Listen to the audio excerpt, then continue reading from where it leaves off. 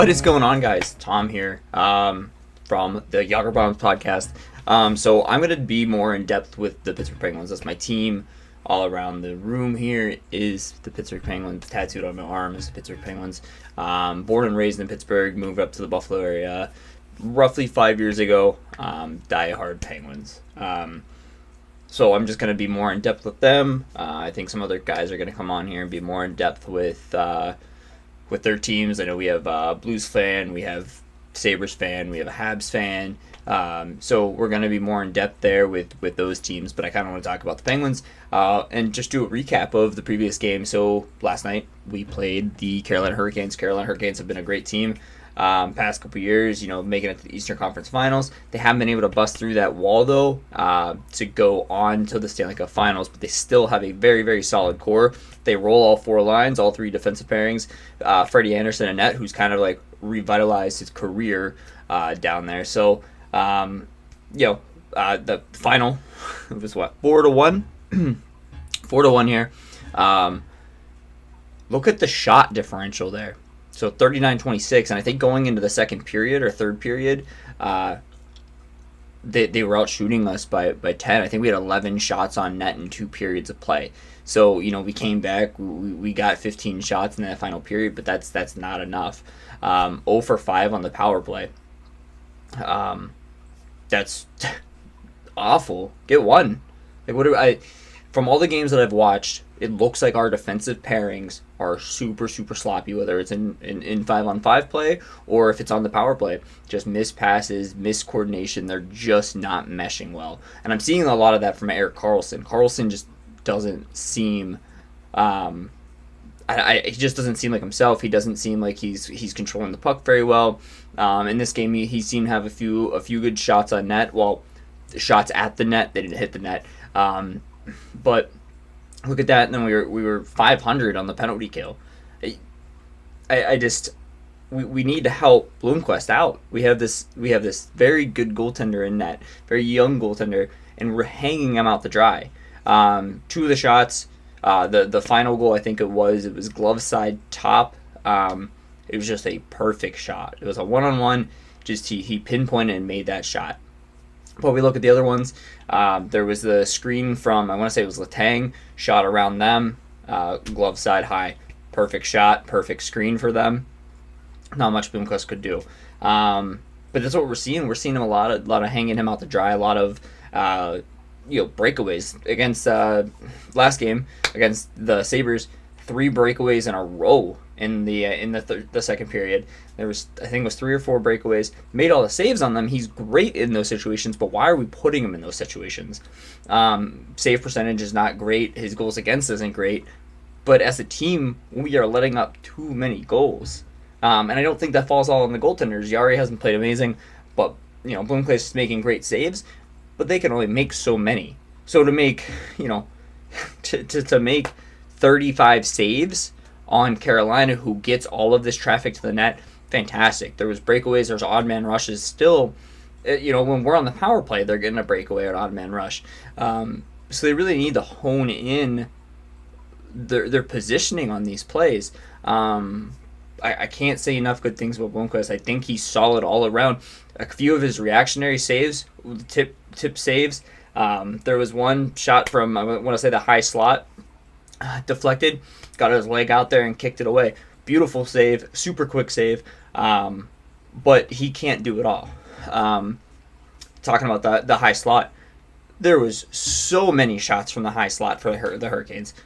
Again, miscommunication, chasing. There was points where we're chasing 2 people to the boards, no one's in the middle, so they're getting those cross-ice passes. They're puck watching a little bit too much. They're going underneath the goal line. They're kicking up front, and there's just nobody there. So that was one of the goals, kicked from behind the goal line to the high slot. Blomqvist couldn't see him, couldn't see the shot. Just bang bang play, and they're just getting caught puck watching. But really, other than that, I mean, we're looking at a mediocre power play again. We're looking at a penalty kill that we cannot seem to do with PKs. And taking 4 penalties in the second period alone. So, we had a double minor, But what are we doing? Hone that in. We played a great first period, a great third period. Well, we played a great third period with some chances. But what were we doing 1 and 2? DOC looked good. I mean, he has the nice goal this game. He has the nice goal against the Sabres.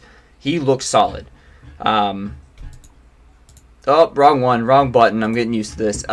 He looks solid. He looks like he's turning it on. He looks like he could probably play on that top line with Sid. But where was everyone else this game? EK really needs to step up his game. I think Letang's been all right. Marcus Pettersson has been god awful in my opinion. I